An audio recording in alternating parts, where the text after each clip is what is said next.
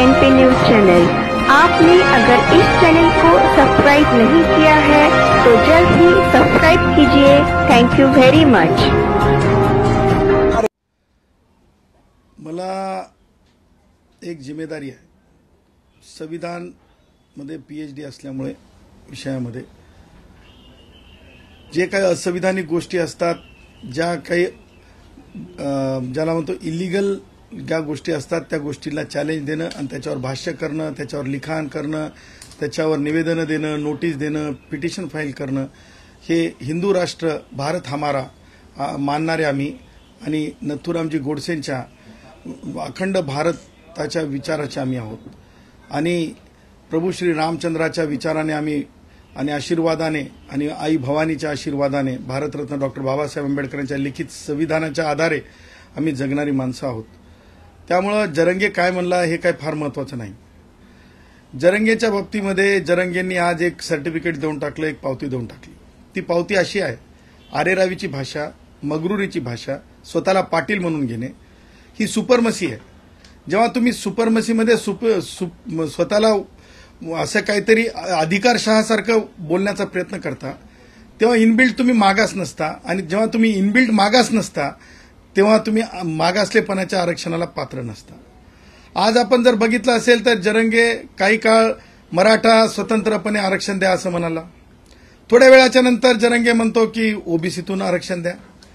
म्हणजे जरंगेंच्या बाबतीत मला हे म्हणायचं की रान भुलं लागल्यासारखे जरंगे बोलत होता आणि त्या पुढे जाऊन मला जरंगेच्या बाबतीत हे म्हणायचं आहे की जरंगे एक मराठी म्हण आहे, लावलं म्हणजे जर रताळं लावलं तर रताळूच येतंय, गाण्याप्रमाणे लावलं रताळं आलं केळं असं होत नसतंय।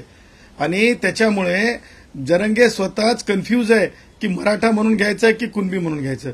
पण दोन्ही जरी मागणी केल्या तरी मला हे म्हणायचं आहे की दोन्ही मागणीला पात्र ठरत नाही मराठा समाज महाराष्ट्रातला। त्याचं कारण सांगतो की स्पष्टपणे मागासलेपणात येत नाहीत असं 3 आयोगांनी सांगितलेलं आहे आणि नुसतं 3 आयोगांनी सांगितलेलं नाही तर माननीय सर्वोच्च न्यायालयाने शिक्कामोर्तब केलेलं आहे। त्यामुळे ओबीसीचं रिझर्वेशन डंके की चोट पे मिळणंच नाहीये, मिळणारच नाही।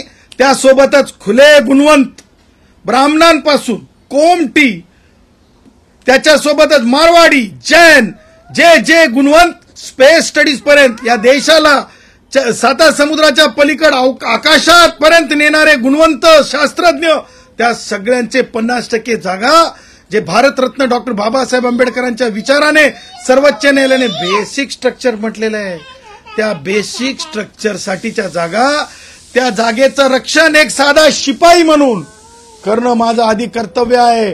त्यामुळं मला हे सांगायचं आहे की जरंगेच्या बोलण्याला मी कोणतीही किंमत देत नाही। जरंगेच्या बोलण्याला किंमत द्यायचं कारण नाही, कारण जरंगे हे पॉलिटिकल बॉसेसच्या आधारावर बोलतात। आता आज दस्तूर खुद सत्य झालं, कारण आजची जी जत्रा होती त्या जत्रामध्ये संविधानिक चर्चा झाली नाही, त्या जत्रेमध्ये आजच्या कोणतीच चर्चा झाली नाही। कारण तुम्ही म्हणता की खूप मोठी सभा झाली, खूप मोठी सभा झाली। अहो, आम्ही हिंदू राष्ट्रामध्ये एक संस्कृती आहे, आमच्याकडे महादेवाची जी जत्रा असते, यात्रा असते, त्या यात्रेला खूप मोठ्या प्रमाणात लोक असतात। त्यामुळे जरंगेतला असं काही विशेषण लावू नका। आणि त्याही पुढे जाऊन मला सांगायचं आहे की जरंगेचं रान भुल्यासारखं बोलणं हे रिझर्वेशन मिळणार नाही। परंतु मला एक गोष्ट आवर्जून आपल्या माध्यमातून सांगायची आहे, शरद पवार ज्या प्रकारे वायुगतीने जरंगेला भेटायला गेले होते, म्हणजेच मला म्हणायचं आहे की एक वाटूळ आणण्याचा प्रयत्न केला पॉलिटिकल। वाटोळी फार काळ टिकत नसते, ती क्षमत असते। स्थैर्य आलं की तिचं काही म्हणजे तिचा विचार शिल्लक राहत नाहीये, तिची कृती शिल्लक राहत नाही। कारण तुम्हाला सांगतो, शरद पवार कायम अशा प्रकारच्या राजकारणासाठी पटाईत आहेत। दत्ता सामंतांची हत्या झाली त्यावेळेस किती सेकंदात किती मिनिटात शरद पवार पोहोचले होते बघा। विदर्भामध्ये गोंड गोवारी भावांनी मागणी केली होती, त्यावेळेसचे मृत्यू शरद पवारांना हेलावणारे वाटले नव्हते।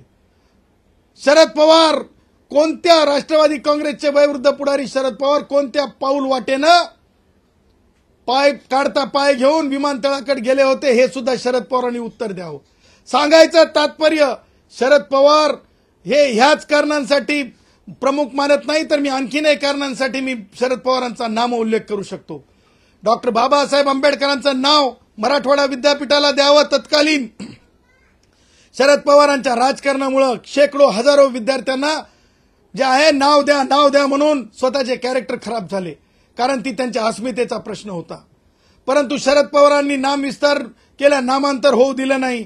गौतम वाघमारे सारखा भाऊ आमचा, त्या भावाने शहादत पत्करली तरी शरद पवारांचं राजकारण संपलेलं नाही. सांगायचं तात्पर्य, जिथं शरद पवारांच्या राजकारणाचा वास येतो तिथं जरंगे सारखे यात्रा भरणार, जरंगेच्या जत्रा भरणार, हे मी डंके की चोट पे सांगू शकतो.